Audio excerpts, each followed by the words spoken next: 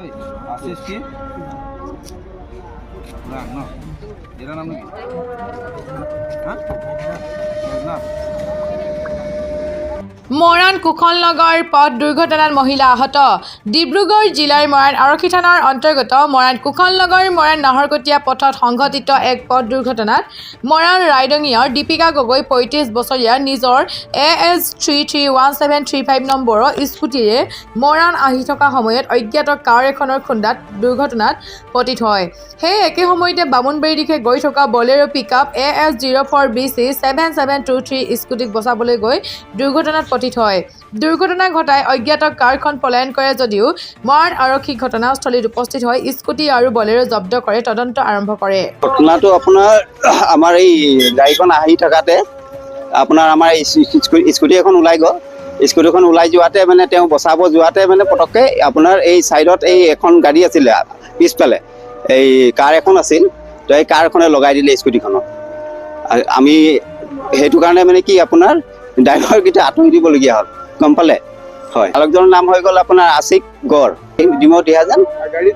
গাড়ীখন ডিমৌ দিহাজানৰ হয়। গাড়ীত আপোনাৰ ইটা অনা হৈছিলে 1000।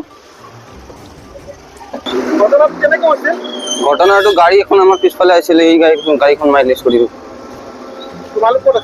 আমালোকে ফাৰ্ষ্ট দিয়ে আছিলোঁ, আমি ৰাইট চাইডতে আছিলোঁ। ভুলটো স্কুটি আৰু গাড়ী এখন আছিল, কাৰ এখন।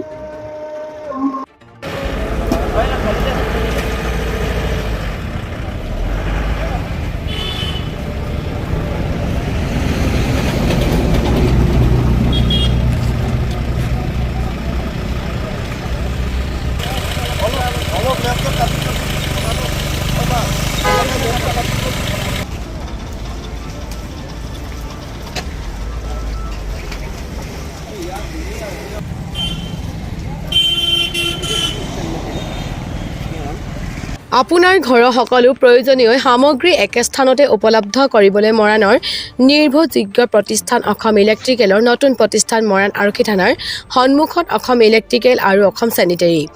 অসম ইলেক্ট্ৰিকেল আৰু অসম চেনিটেৰীত উচিত মূল্যত উপলব্ধ আছে বিভিন্ন আগশাৰী কোম্পানীৰ ইলেক্ট্ৰিকেল সামগ্ৰী, ৱাটাৰ পাম্প, ষ্টাইলছ, অত্যাধুনিক bathroom fittings, TV, fridge, sanitary pipe fittings, mobile ডোৰ fittings আৰু বিভিন্ন সামগ্ৰী।